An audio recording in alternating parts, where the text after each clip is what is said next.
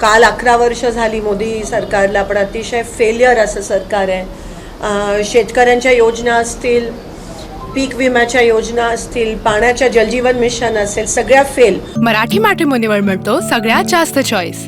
मराठी मॅट्रिमोनीने लाखो स्थळं जुळवली आहेत. यापेक्षा चांगली गोष्ट काय असू शकते? मराठी माणसांची नंबर 1 चॉईस मराठी मॅट्रिमोनी. उद्या दिशा मीटिंग आहेत, त्यांना आम्ही एक्सपोज करूच उद्याच्या मीटिंग नंतर. पण आज जे काही सत्य परिस्थिती लोकसभा आणि विधानसभेच्या मध्ये घडली 2024 मध्ये, ती त्याबद्दल आणि देवेंद्र फडणवीसचा पूर्ण जो लेख होता त्याबद्दल आम्ही या ठिकाणी बोलत आहोत. मी काही 2-3 गोष्टी तुम्हाला त्यांच्या निदर्शनास आणते. खरं तर chief justice of India, LOP आणि PM या तिघांची कमिटी ही मोदीजींनी स्थापन नाही केली. ह्याच्यावर सुप्रीम कोर्टाने जेव्हा ताशेरे ओढले तेव्हा ती कमिटी त्यांना स्थापन करावी लागली. ही मोदीजींची आयडिया नव्हती. उलट मोदीजींनी CGIला फायर केलं आणि त्यांच्याऐवजी त्यांनी अमित शहाना बसवलं तिथे. तर तो एक देवेंद्र फडणवीसचा पॉईंट आहे जो मी रिफ्यूट त्या ठिकाणी करते. 1950 पासून काँग्रेस ही कमिटी स्थापन करत होती, पण त्यावेळेस कोणी ऑब्जेक्शन घेतलं नाही. ह्या वेळेस सुप्रीम कोर्टमध्ये तो खटला ह्याबाबत दाखल झाला. जेव्हा देवेंद्र फडणवीस म्हणत होते की पहिले 1 कोटी, मग 75 लाख, मग 63 लाख, मग 31 लाख अशी त्या ठिकाणी वाढ झाली, तेव्हा तेच एक्सपोज झाले. कारण का लोकसंख्येत तेवढी मतदारांची जी संख्या असते तेवढी वाढ झाली नाही, हे पण ते ऑन रेकॉर्ड. म्हणून ते स्वतःला उघड पडले, ते तोंडघाशी पडले, कारण का ते कॉन्ट्रडिक्टरी त्यांनी स्टेटमेंट दिली. 41 लाख हे एवढी लोक EC म्हणजे ECला भारतरत्न मिळाला पाहिजे की एवढ्या कमी वेळात 41 लाख लोक इलेक्शन कमिशन मोबिलाइज कसं करतं, 41 लोकांना बूथपर्यंत कसं काय आणतं एवढ्या कमी वेळात, हा प्रश्न आहे. ऑब्व्हियसली जर मतदारसंख्या कमी होत असेल तर 18च्या वरची पण लोकांची जी नोंदणी आहे ती पण कमी होते. मग मी देवेंद्र फडणवीसना विचारते, मग तुमची ही जी आकडेवारी आहे ती कशी वाढली? तुम्हीच हे बोलून त्या ठिकाणी तोंडघाशी पडला. आणि देवेंद्र फडणवीसना का वाटलं की त्यांनी यावर उत्तर द्यायला पाहिजे? चोर के दाढी में तिनका असं एक प्रकारचं तिकडे आपल्याला दिसून येतं. 2024च्या लोकसभेमध्ये 5.83 लोकसभेमध्ये 5 नंतर झालेल्या वोटिंगमध्ये पर्सेंटेज वाढ झाली आणि विधानसभेत 7.83 वाढ झाली. ह्याचा अर्थ त्यांनी लोकसभेत पण मॅनिप्युलेशन केलेलं, पण त्यांना कळलं की 5.83 हे कमी होतं आणि म्हणून त्यांनी 2% जास्त लोकसभेत विधानसभेत वाढवलं, 7 केलं 5चं.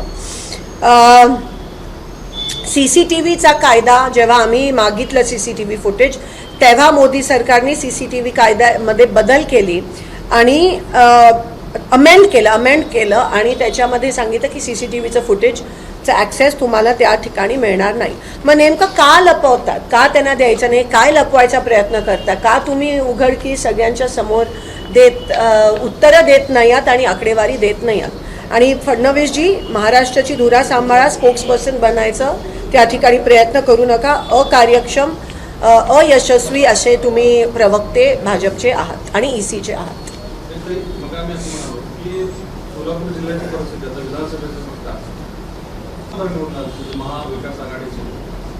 खासदार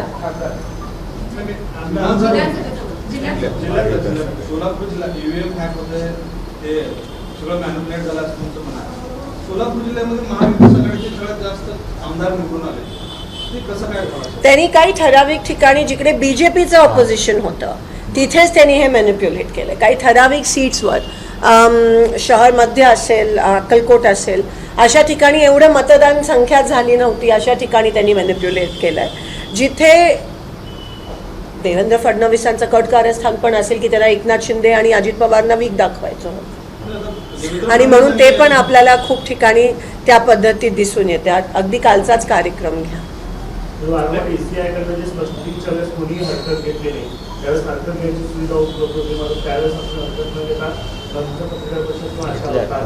आम्ही क्षणाक्षणाला हरकत घेत होतो. आम्ही लोकसभेमध्ये पण 5च्या नंतर एवढं वोटिंग का झालं आमची लोक लेखी हरकत घेत होते, तक्रार करत होते, पण ह्याची नोंद कोणी घेत नव्हतं. अतिशय खूप मोठ्या प्रमाणात मला अधिकाऱ्यांचं पण वाईट वाटतंय, एवढ्या मोठ्या प्रमाणात आज दबाव या सोलापूर जिल्ह्यामध्ये वेगवेगळे आमदार आणि BJP हे वरून, म्हणजे मी काय म्हणते, किरकोळ कारणासाठी पण डायरेक्ट CM जर फोन करायला लागले तर इतर काम नाही आहे का महाराष्ट्राची धुरा सांभाळायचं. आणि अधिकाऱ्यांवर प्रचंड दबाव आहे हे आम्हाला दिसून येते. आमच्या कार्यकर्त्यांना काम करायला अडचण.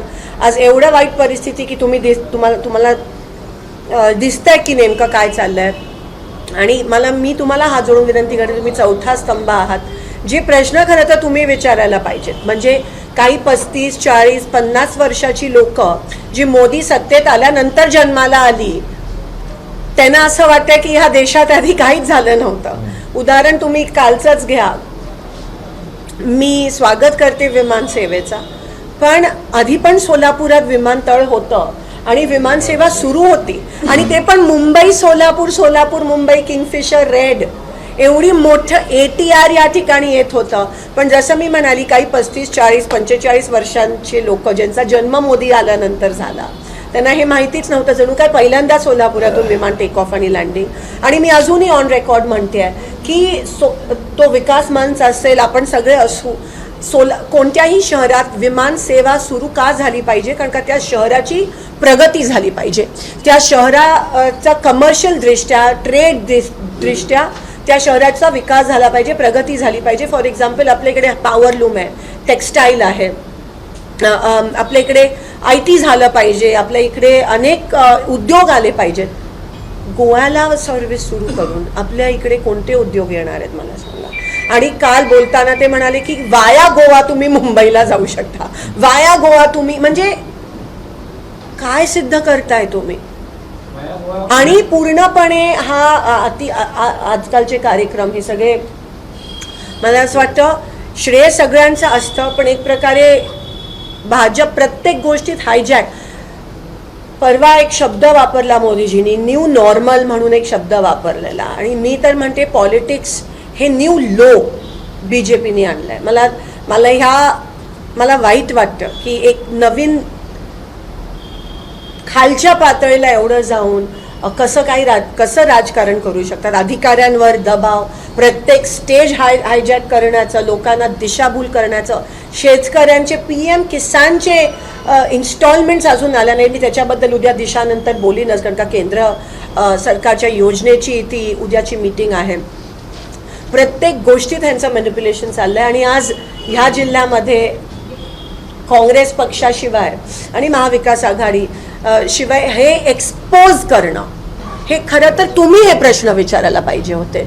आहे अजूनही वाईट वाटतं की ते प्रश्न विचारले जात नाही आहेत, आणि म्हणून आम्हाला हे करणं गरजेचं वाटतं. लोकांचे डोळे उघडणं महत्त्वाचं आहे. आम्हाला मुंबई सोलापूर, मुंबई हैदराबाद, सोलापूर हैदराबाद, सोलापूर मुंबई, सोलापूर बँगलोर, सोलापूर पुणा अशी एअर सर्व्हिस पाहिजे.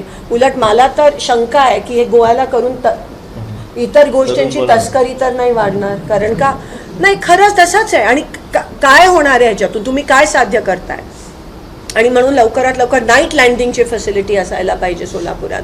आणि सोलापूर मुंबई हे ह्या ठिकाणी सुरू झालं पाहिजे.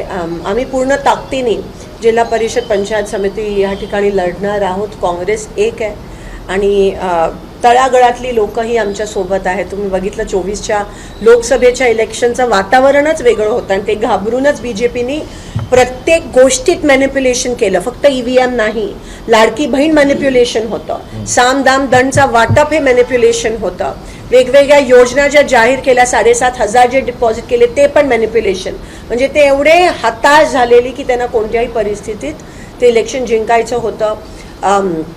आम्ही 12 तारखेला मशाल रॅली काढतोय ह्या गोष्टीच्या विरोधात, आणि वेळ पडली तर आम्ही उपोषणावर पण बसू, पण आम्हाला बॅलेट्स पाहिजेत ह्या जिल्हा परिषद इलेक्शन. पालकमंत्री असं म्हणाले की विमानसेवा सुरू होणार नाही, पण आम्ही गॅरंटी देऊन विमानसेवा सुरू केली आहे, आणि ऑगस्टच्या पहिल्या आठवड्यात मुंबई सोलापूर विमानसेवा सुरू करतो. उम्मीद पे दुनिया कायम होती आहे, बघूयात मुंबई सोलापूर मुंबई सुरू करतायत का नाही. आणि ह्या विमानसेवा सुरू होण्याच्या मागे सगळ्यांचंच त्या ठिकाणी प्रयत्न आहे. सगळ्यांचं यश आहे. खरं तर विमानतळ हे कोणाच्या काळात झालं हे सगळ्यांना माहिती आहे. विमानसेवा कधी चालू झाली हे पण सगळ्यांना माहिती होणं गरजेचं आहे. हे तुम्ही लोकांच्या निदर्शनास मला असं वाटतं आणणं गरजेचं आहे. उडानमध्ये आपलं विमानतळ खूप आधी गेलेलं. 10 वर्ष विमानसेवा का नाही सुरू झाली? तुमची सत्ता होती केंद्रात पण आणि महाराष्ट्रात पण, तेव्हा का नाही सुरू झाली? आणि आता तुम्ही आम्हाला असं हे दिल्यासारखं सोलापूर गोवा तुम्ही सुरू करताय. आम्हाला आमच्या शहराचा विकास पाहिजे, आमच्या शहराची प्रगती पाहिजे आणि ती सोलापूर गोवानी होऊ शकणार नाहीये. काही एक प्रश्न असा आहे की अनेक काँग्रेसच्या नेत्यांचं म्हणणं असं आहे की निकोप पद्धतीनं निवडणुका पार पडल्या नाहीत, त्यामुळे अनेक नेते आणि कार्यकर्त्यांनी त्या निकोप निवडणूक पद्धतीवर शंका घेत कोर्टामध्ये याचिका दाखल केली आहे आणि कोर्टाकडूनचा कसा निकाल अपेक्षित आहे की जो निकोप या शब्दाला समर्पित असेल आणि कोर्टाकडून त्या पद्धतीचे निकाल येतील असं वाटतं का? कारण देशाचा इतिहास आहे, निकालावरच एका पंतप्रधानांनी आपल्या पदाचा राजीनामा दिला होता. अशा पद्धतीने आमची अपेक्षा आहे की कोर्ट हा इंडिपेंडेंट ट्रान्सपेरंट निकाल देईल, पारदर्शक आणि स्वतंत्रपणे निकाल देईल. कोर्टावर मला कोणत्याही प्रकारचा आक्षेप त्या ठिकाणी घ्यायचा नाही आहे. लोकशाही आम्ही तरी जिवंत ठेवली पाहिजे. दुसरा प्रश्न असा की तेलंगणा आणि डिलिमिटेशन या दोन्ही कार्यक्रम जाहीर केले 27 आणि 28. जनगणनेसाठी 1 वर्ष लागतो, तो गॅझेट होण्यासाठी. डिलिमिटेशनला हरकतीसाठी 1 वर्ष लागतो.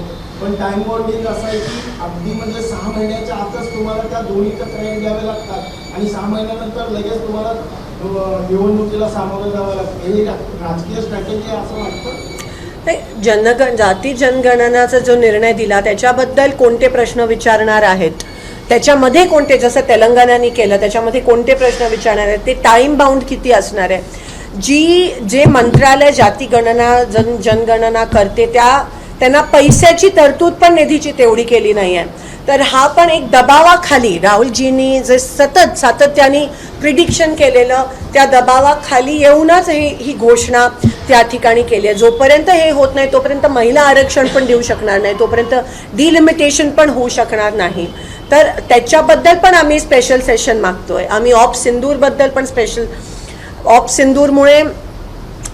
सिंदूर मी तिन्ही आर्मी, नेव्ही आणि एअरफोर्सला सलाम करते. अतिशय इंडिपेंडेंटली त्यांनी काम केलं आणि भारताचा विजय झाला असं का जाहीर केलं नाही सरकारने, हा प्रश्न माझ्या मनात आहे. सरकार आणि CDS मध्ये जी एका पानावर नाही आहे, ते CDS म्हणतात आमची विमानं पडली आणि का पडली, कशी पडली ते महत्त्वाचं नाही आहे, पण त्याच्यानंतर पण सरकार ते ॲक्सेप्ट करत नाही आहे. अमेरिकेच्या हातात भारत एक कठपुतली आहे का हा प्रश्न मला पडतो.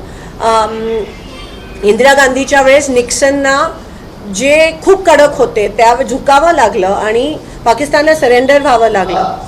पण हे नेमकं उलट झालंय.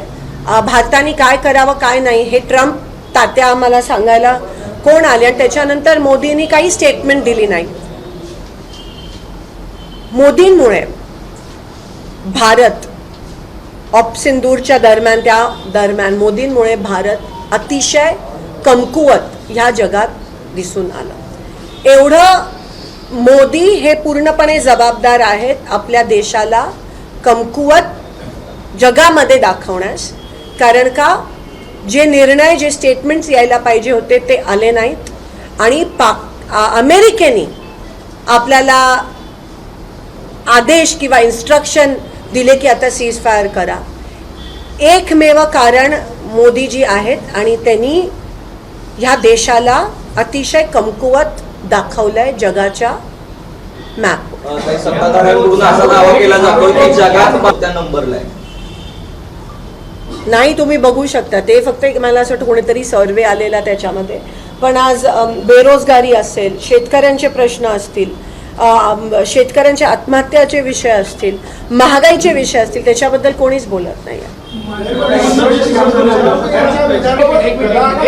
मॅडम, ऑपरेशन सिंदूरच्या मुद्द्यावर मोदींची जी भाषा आहे फिल्मी नटांसारखी म्हणजे डायलॉग पाहिजे अमिताभ बच्चन ज्यावरजी तुम्हीच हे बोलल्याबद्दल धन्यवाद. रोटी खाओ नाही तर गोली खाएंगे. ऑप्शन दूर मला कोणतीही स्टेट आर्मी नेव्ही एअरफोर्सनी कमाल केली. आपले अँटी डिफेन्स आपले जे आकाशचे सिस्टम्स असतील किंवा सगळं आपले पायलट्स असतील आपली जवान्स असतील अतिशय चांगलं काम केलं. पण त्यांना डिमॉरलाइज करण्याचं काम हे मोदीजींनी केलं. त्यांना डिमॉरलाइज केलं कारण का जो विजय आपण घोषित करायला पाहिजे होता तो विजय त्या ठिकाणी घोषित नाही केला. जो रिस्पेक्ट जे शहीद झाले त्यांना द्यायला पाहिजे होता. मग जर अनिल चौहाननी जर CDSनी रेकॉर्डवर आणलं की काही विमानं पडले मग त्यांच्या पायलट्सना आपण रिस्पेक्टफुल फ्युनरल दिलं का हा माझा प्रश्न आहे. ट्रम्प ताऱ्याच्या विधानानंतर थांबत असेल तर मग भारताच्या सार्वभौमत्वाला धोका पोहोचला आहे. 100% धोका पोहोचला आहे. आणि त्याच्या दुसऱ्या दिवशी पाकिस्ताननी रशियाबरोबर करार साईन केला जो आपला आला आहे. टर्कीचा तर विषय आहे, चायनाचं PL-15 जे त्याच्यावर लॉन्च झाले.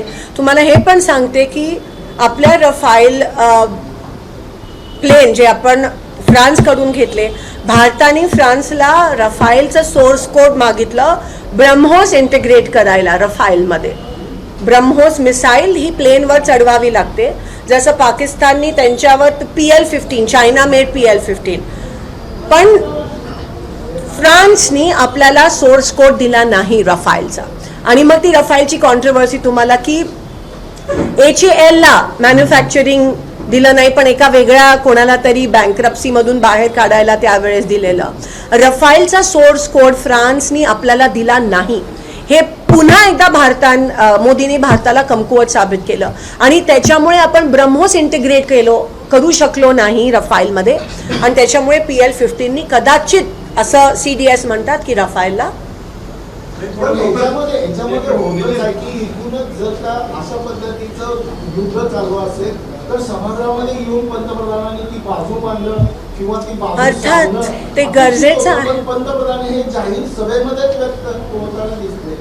आणि जे डेलिगेशन्स पाठवतात ते बाहेरगावी पाठवतात. पण तुम्ही आमच्या लोकांना सांगा, आपल्या लोकांना सांगा, देशाच्या लोकांना ही उत्तरं अपेक्षित आहेत तुमच्याकडून. हे स्पष्टीकरण तुमच्याकडून अपेक्षित आहे.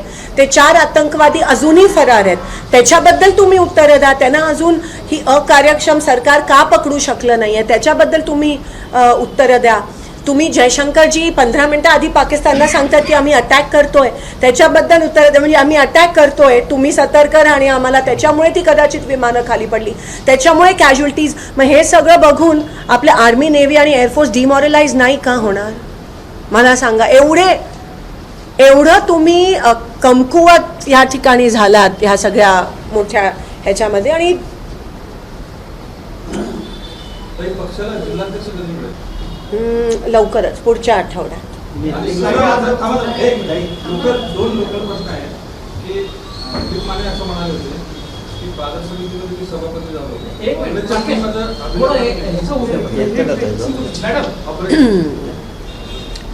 या सर्व घडामोडीमध्ये प्रत्येक बाजू ही निगेटिव्ह जे आलेली आहे समोर, सिंधूरचं घ्या अनेक बाकी ह्याच्यामध्ये आम जनता जी गुंगीमध्ये आहे त्या गुंगीतून तुम्ही बाहेर कसं काढता, त्याचा आहे का नाही कार्यक्रम? मला असं वाटतं आज विरोधी पक्षापेक्षा जास्त ताकद ही पत्रकारांकडे आहे.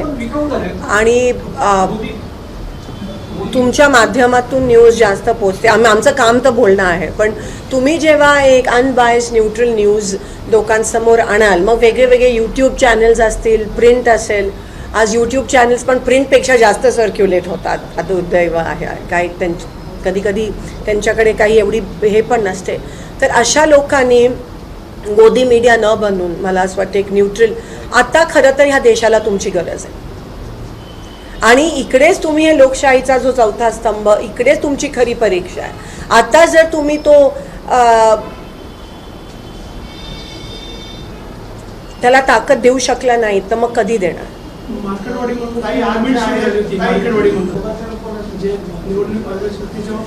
तेच आज जे राहुल गांधींनी परवा लेख लिहिला आणि आजची प्रेस कॉन्फरन्स त्याबद्दलच आहे.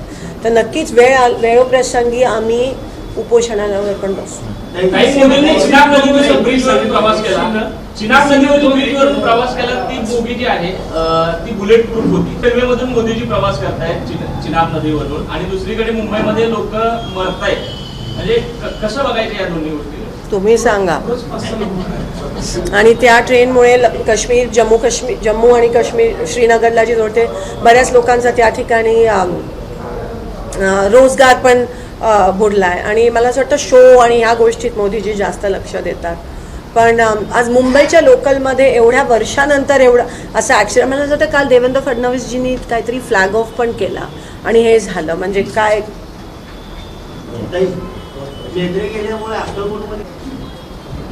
मी जेव्हा इलेक्शनमध्ये अक्कलकोटमध्ये फिरली तेव्हा मूळ हा जो अक्कलकोटचा जो वोटर आहे तो काँग्रेससोबत आहे आणि काही कारणामुळे तो मागच्या विधानसभेत त्याच्या आधीच्या विधानसभेत का वळाला ह्याच्याकडे थोडंसं इंट्रोस्पेक्शन करणं महत्त्वाचं.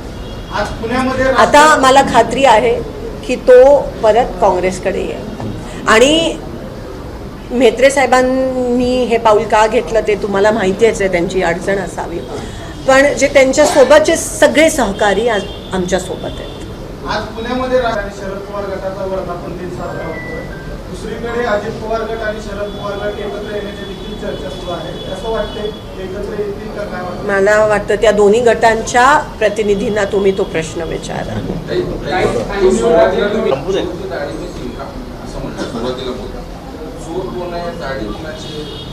आता समजने वालों को इशारा काफी है.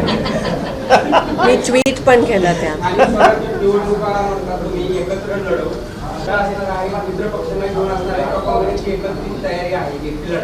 नाही, महाविकास आघाडी असेलच आणि त्या पद्धतीने ताकदीने लढू, ताकदीने जिंकू.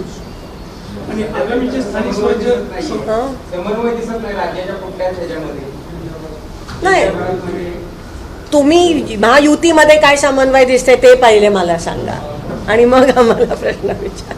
आगामी स्थानिक स्वराज्य संस्थेमध्ये नेमकी स्ट्रॅटेजी कशा पद्धतीने असणार आहे ती आमची ठरल्यावर आम्ही तुमच्या समोर नक्कीच आणू. एबीपी माझा, उघडा डोळे बघा नीट.